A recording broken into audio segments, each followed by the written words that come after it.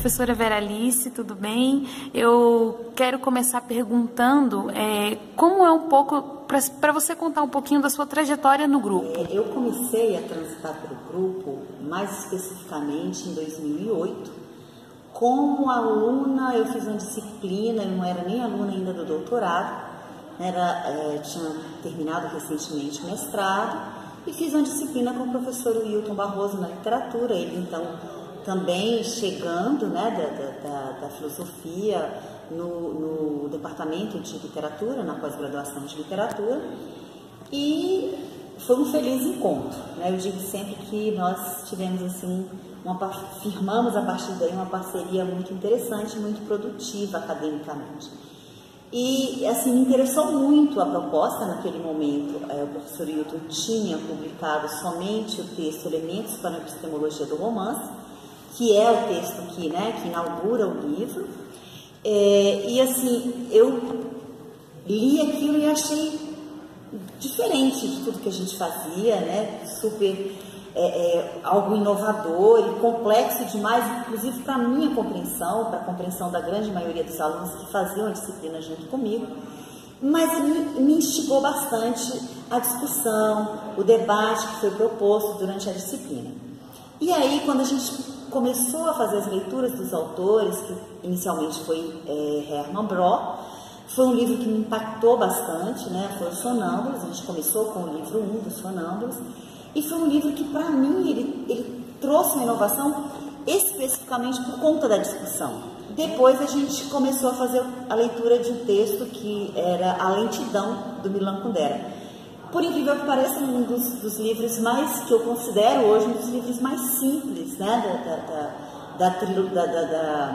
da obra do Milan Kundera, Mas, para mim, naquele momento, foi um texto bastante interessante, e eu digo mais uma vez, não por conta do texto em si, mas por conta da discussão que perpassava toda aquela leitura, que me fazia ter um olhar diferente para aquele texto.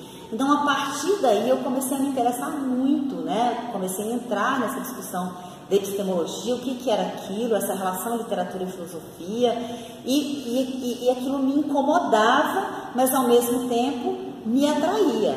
E aí foi quando eu resolvi fazer o doutorado com o professor Wilton Barroso, que foi o meu orientador, e na época a gente não tinha um grupo de epistemologia do romance. A gente era o professor Wilton com uma ideia, ele trazia essa ideia num artigo, e mais o professor Itamar, que até então também tinha terminado recentemente o mestrado, não estava ainda no doutorado, e praticamente éramos nós, e mais a professora Mara, que hoje é doutora, mas que naquela época também estava começando o mestrado, enfim. Posteriormente, quando eu entrei no doutorado, a gente foi recebendo outros alunos, e aí a gente recebeu alunos que contribuíram bastante. No caso, a gente recebeu hoje a professora da UNB, a professora Ana Paula Cacheiro. Em 2011, especificamente, o grupo foi criado junto ao CNPq e à CAPES, e a partir daí as pessoas foram chegando, foram agregando, foram trazendo as suas ideias, e essas ideias foram colocando em discussão. E o que eu acho mais rico desse grupo, assim, o que tem chamado muita atenção e que me orgulha muito de fazer parte disso tudo, é o caráter indisciplinar que esse grupo ele traz intrinsecamente em todos os seus debates, em todas as suas discussões, em todas as suas leituras. E como o professor Wilton gosta muito de ressaltar, por ele não estar filiado a nenhuma teoria e por ser ele mesmo uma tentativa de teorizar sobre a teoria literária, sobre a análise do texto literário, então isso faz com que a gente não esteja subordinado a nenhuma teoria, mas que ao mesmo tempo leve muito a sério uma gama de teorias, que a gente tem de transitar por todas essas teorias, teorias filosóficas, teorias crítico-literárias, enfim, vários tipos de teoria a gente vai trabalhar com elas, E hoje a gente está também transitando, mais recentemente, pelo programa de pós-graduação da metafísica. Então, é um grupo que ele está aberto, né, a várias áreas do conhecimento, a várias áreas do entendimento, as artes, né, que hoje já estão presentes com os estudos estéticos, especificamente da professora Ana Paula Cacheta, aos estudos epistemológicos, né, com os alunos da filosofia,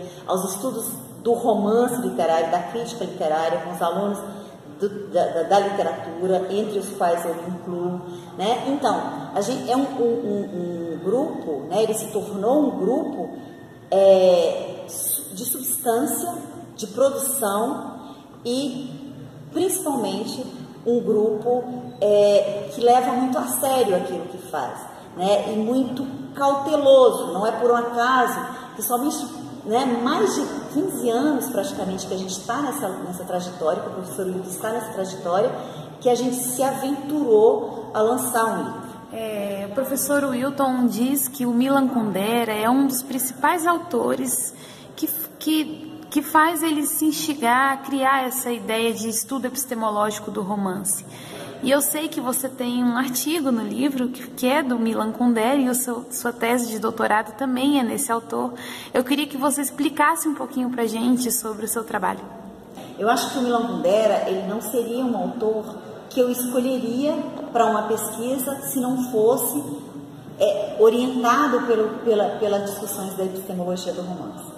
Não foi aquele texto que eu li e falei assim, não, esse livro eu quero pesquisar, eu gostei, eu me apaixonei. Não, foi um livro que eu fui descobrindo, né? Porque quando a gente lê a discussão do jogo em Gadamer, né? E que a gente pega um texto do Milan Kundera depois de uma pesquisa, que você empreendeu uma pesquisa em torno da obra do Milan Kundera, você entende exatamente, ou quase exatamente, esse conceito do jogo do Gadamer, né? E aí esse jogo do esconde, do mostra, daquilo que parece nada, mas que é muito, né? Está muito presente na escrita do Milan Kundera. Então, assim, trabalhar com o Milan Kundera para mim foi no início um desafio, mas foi também, assim, é uma coisa apaixonante, porque à medida que você vai trabalhando, você vai descobrindo mais e mais e mais e mais elementos, né? Porque é um autor que ele transita pelo estético, pelo literário, pelo filosófico, propriamente dito, pelo epistemológico, né? Quando ele traz, quando você lê o Kundera, seja como criador, seja como pensador do estético, você entende que a escrita literária dele é uma escrita literária carregada de sentidos que transitam tanto pelo existencial quanto pelo estético. Então, Kundera, ele nunca está falando só de um elemento, mas o tempo inteiro ele está discutindo a vida, né, a existência, e essa existência é conjugada, né, ao estético, a própria criação estética romanesca. Então, a discussão do estético romanesco, ela está presente o tempo inteiro nos textos. Quando ele traz, por exemplo, que foi o elemento que eu trabalhei, que foi a figura do Dom Juan, né, então você pensa assim, o Dom Juan, ele pensa tanto a questão do épico e do romanesco, né, é um personagem estrategicamente escolhido pelo autor, né, que a gente trabalha com essa questão da intencionalidade, né, que a obra, que a criação estética, ela passa por um processo de intencionalidade do autor, do criador, né, e a gente sabe que quando ele vai lá, escolhe o Dom Juan como seu personagem, um personagem que transita do início ao fim de toda a obra, que ele é um fio condutor de toda a obra do Milan Kundera, né, então quando você percebe essa figura romanesca, né? E aí também a gente volta para um outro elemento da epistemologia do romance, que trata da repetição, você vai entender que essa trajetória dessa personagem pelo texto estético romanesco de Milan Kundera, ela tem uma relação tanto com o existencial, né? Com o sujeito que nasce com a modernidade, perpassa toda essa modernidade e que chega ao final, o que ele chama de crepúsculo, de paradoxos terminais da modernidade, né, com uma série de paradoxos, né, com uma série de problemas que não foram resolvidos pelas questões racionais, né, pela racionalidade.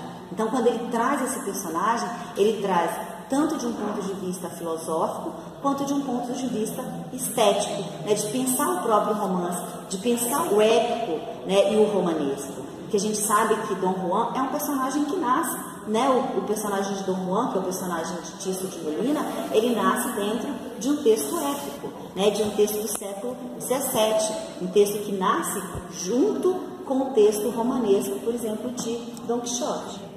Percebo que dentro da pesquisa de um autor, no seu caso Milan Kundera, a gente acaba percebendo vários pontos da teoria, da construção da teoria da epistemologia do romance.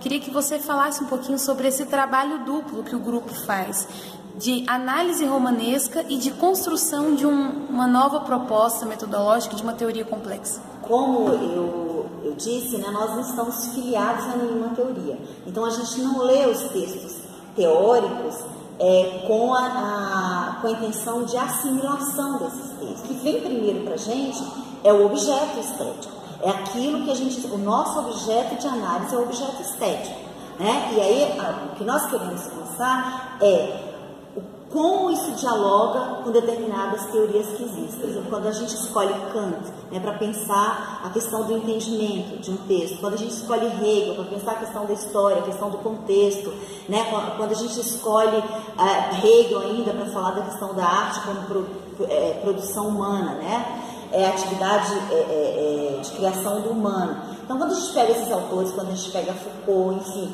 quando a gente traz esses autores para a nossa discussão, nós não queremos assimilar nem rejeitar nenhum desses autores. O que nós queremos é dialogar, estabelecer diálogos com eles. Mas nós sabemos que esses autores, eles não contemplam aquilo, eles não contemplam por inteiro aquilo que a gente está discutindo. Então, essa trajetória nossa é uma trajetória pesada, ela é uma trajetória árdua, né, porque a gente está o tempo inteiro em construção, construindo, e ao mesmo tempo que a gente está construindo, a gente está repensando.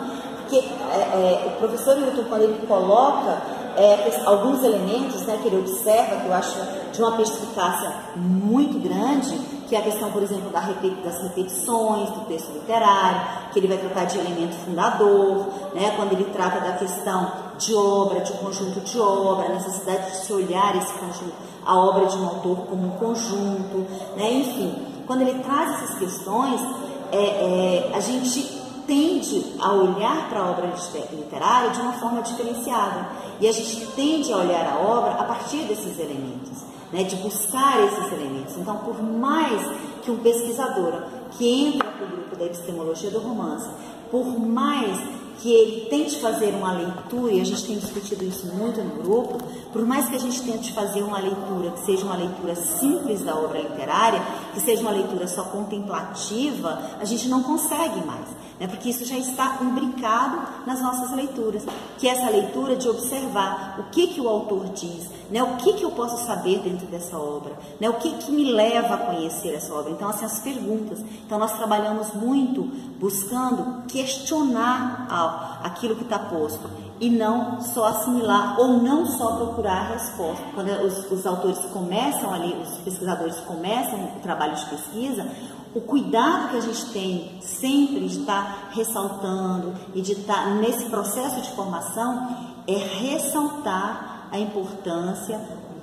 de não se procurar a resposta, né, mas a pergunta, né, buscar sempre a pergunta, o que é que eu posso saber? O fato da gente procurar perguntas faz com que vários outros pesquisadores hoje possam pesquisar Milan Kundera, possam ainda escrever sobre Milan Kundera, possam trazer novos elementos sobre Milan Kundera. Hoje nós temos, né, 3 ou 4 pesquisadores que continuam tratando da pesquisa em Milan Kundera. Por quê? Porque a gente quer buscar sempre a pergunta, né? E é muito interessante porque a gente está o tempo inteiro aprendendo nesse processo de pesquisa. Então, assim, o trabalho em grupo, né, é um trabalho riquíssimo nesse sentido, porque ele faz com que uma teoria que começa, uma teoria que se inicia, que ela se amplie, que ela cresça, né? Não é à toa, por exemplo, que nós estamos, não é por acaso que nós estamos agora trazendo, né, retomando o trabalho de pesquisa, por exemplo, da pesquisadora Denise Santana,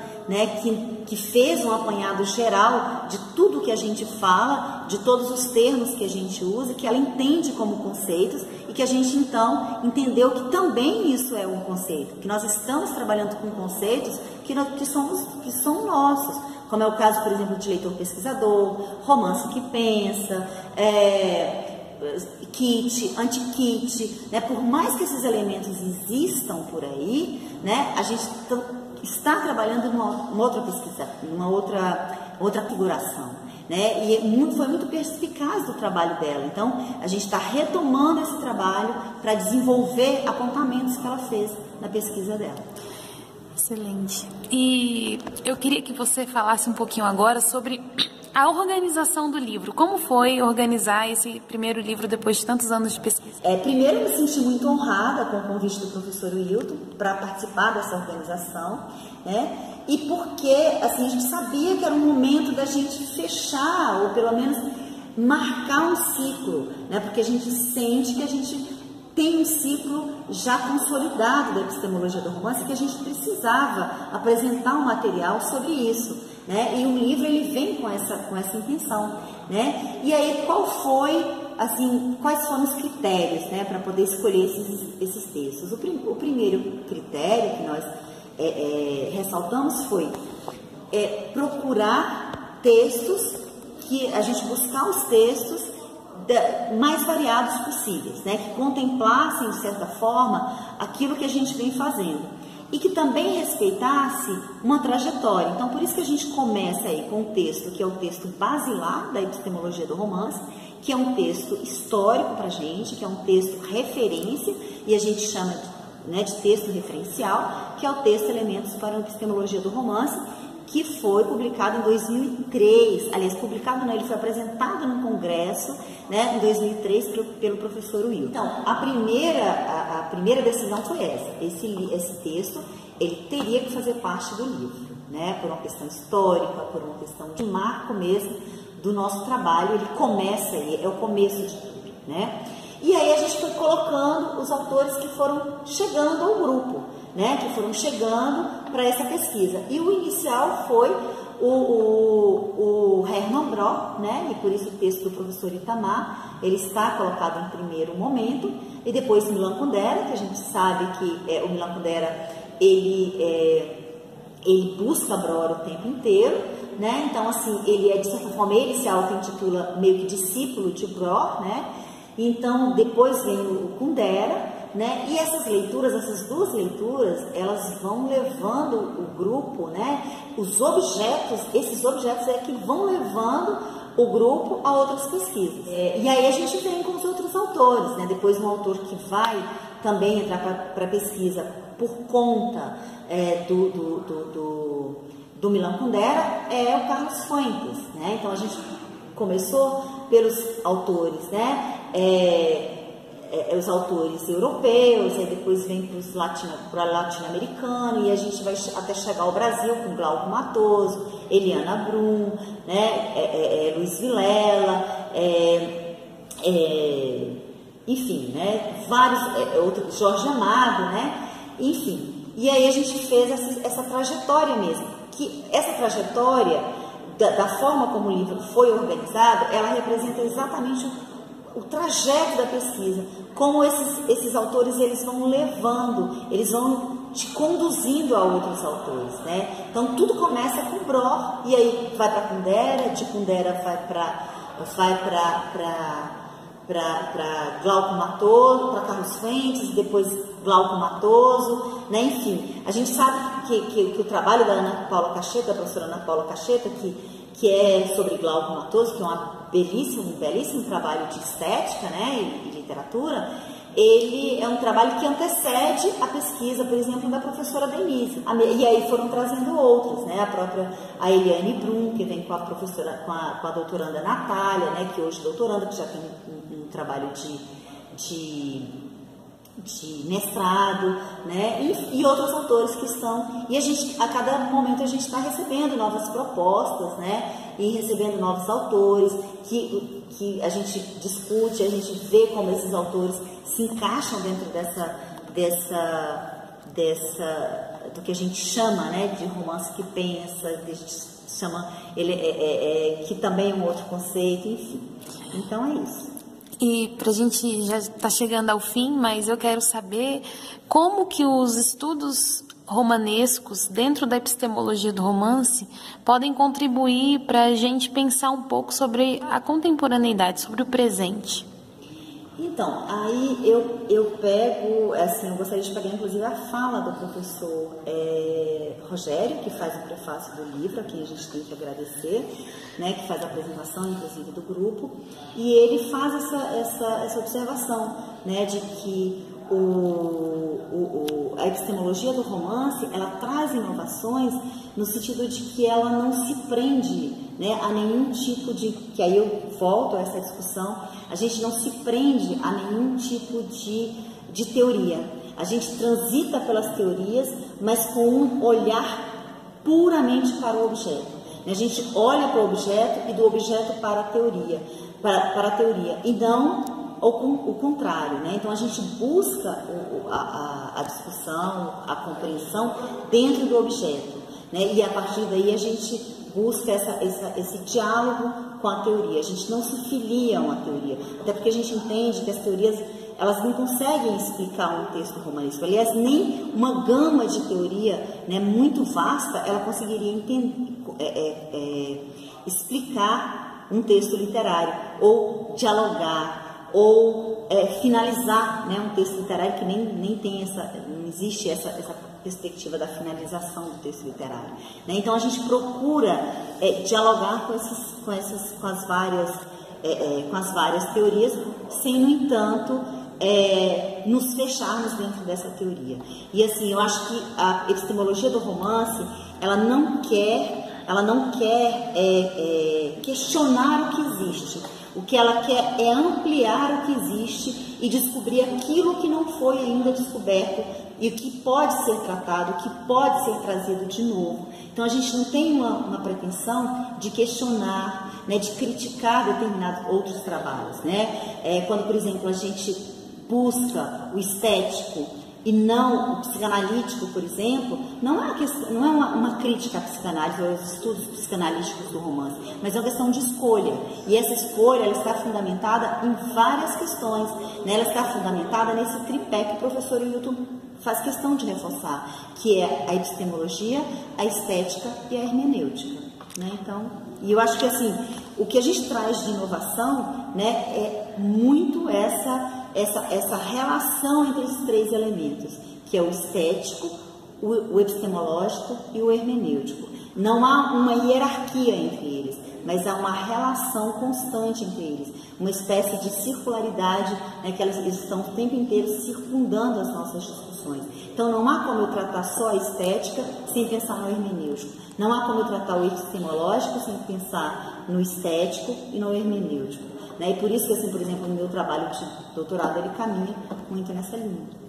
E agora, para a gente terminar, eu peço para você fazer um convite para as pessoas, tanto no lançamento em Brasília quanto na Abralic.